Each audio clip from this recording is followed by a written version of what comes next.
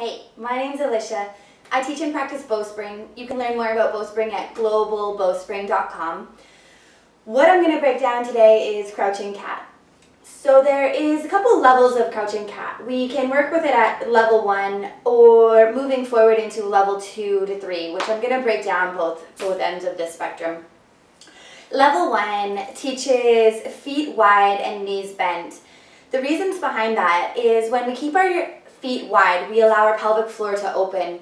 When we keep our knees nice and bent, we allow our groins to hollow, so we can work our groins back, as well as engaging the whole posterior chain, so our hamstrings and glutes can learn to engage more easily with knees bent. Level 2 to 3 and beyond works to bring your feet a little bit closer to begin to squeeze and integrate.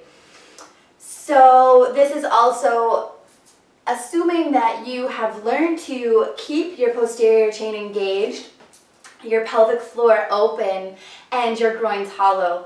So once you've got all of that, and you learn that in level 1's crouching cat, then you can begin to take your feet a little bit closer, where we begin to lengthen the leg and almost stretch the bone into the uniform fascial webbing. This assumes that your hamstrings hug tight and your glutes keep lifting up. So I'm going to break down crouching cat at level 1 and crouching cat at level 2 and hope that it's a little helpful. The reason why I'm breaking these tips down is because I recently saw Desi Springer, and she had her feet quite close together. And Desi's practice, she's one of the founders of Bowspring. She's such an amazing, she's so cool. Her practice is phenomenal and quite advanced. So when I saw her, I was like, what is she doing? Because I usually kind of steer towards things she does, because that is my challenge point. So I questioned her about it, and I'm just going to offer some of the tips that she offered me to break it down.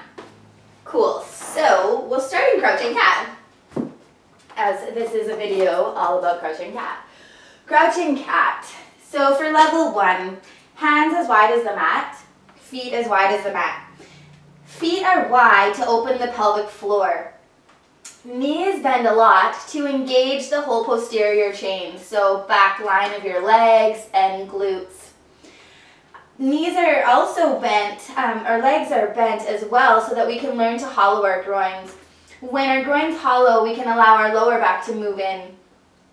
Breaking down crouching cat further, let's start with our hands. Hands grip nice and strong. Find a little hollowing in the center of your palm and squeeze together your thumb palm and your pinky palm so that you get your hands strong.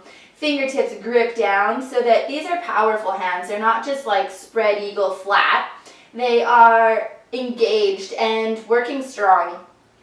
Elbow armpits have a tendency, if you have this like hyper flexibility like I do, to face forward. So learning to take your elbow armpits and face them in towards each other. Chin comes forward just past your wrists. Think more plank-like position. And then I want your top of your head to reach forward so that you create space in your neck. We have these two opposing things where the top of our head reaches forward and our hips move back. We're always trying to find maximum length in our belly. So head reaches forward, space in your neck, chin stays lifted, throat stays open. Elbow armpits face inwards, gripping the mat. We push the mat away so strong, fill into your upper back. Shoulder blades spread. This is called radiant heart, when we can keep circumferentially open on all sides.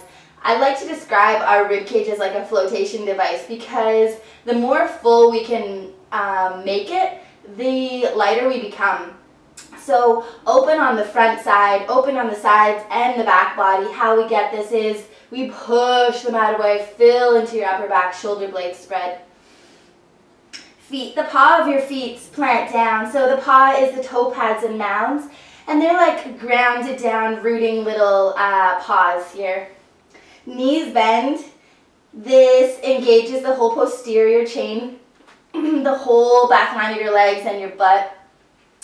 Knees energetically push out, so as if somebody's hands were on the outside of your knees, they energetically push out. That movement without moving gets your glutes to lift up.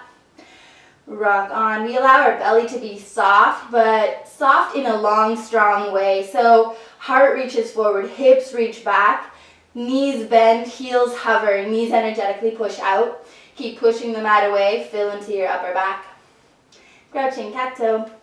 So that's level 1. Level 2, or beyond, we take our feet a little bit closer. This allows you to squeeze and integrate. This assumes that you can keep your pelvic floor open.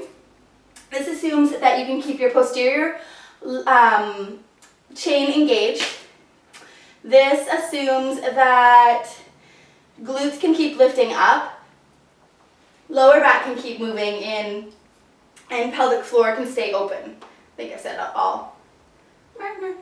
And groins can hollow. That's what I'm missing. So, crouching cat at a level 2 place. This is what I've started to play with now. Is feet about hip width apart. Knees can bend to start. Same setup for your hands and arms and chin. They come more forward. You push the mat away and fill into your upper back. Radiant heart. Top of your head reaches forward. Big spacious neck and belly. Cool. So here we can start with our knees bent. They still energetically push out. Our hamstrings and our glutes keep hugging upwards. Yeah. Groin still hollow. Lower back still moves in. Pelvic floor stays open. And then we can begin to lengthen through our legs.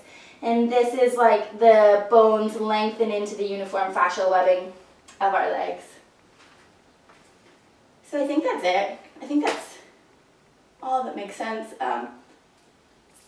When we're learning, it's just a useful tip.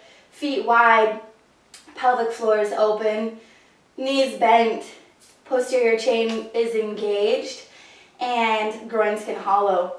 When you take it up a couple notches, when you've learned how to keep your posterior chain engaged, groins hollowed and pelvic floor open, then you can begin to bring your feet a little bit closer together and lengthen through your legs. So this becomes the time when you squeeze and integrate. So this assumes that we can keep our hamstrings hugging in towards us and our glutes lifting up. I think that's kind of it. That's the best way I know how to explain it. But I started to integrate that feet closer together and lengthening through my legs a little bit more in my practice. So sometimes it's important to break things down, like the questions that I had for Dizzy. Cool. So if you've got any questions, holler. Thank you.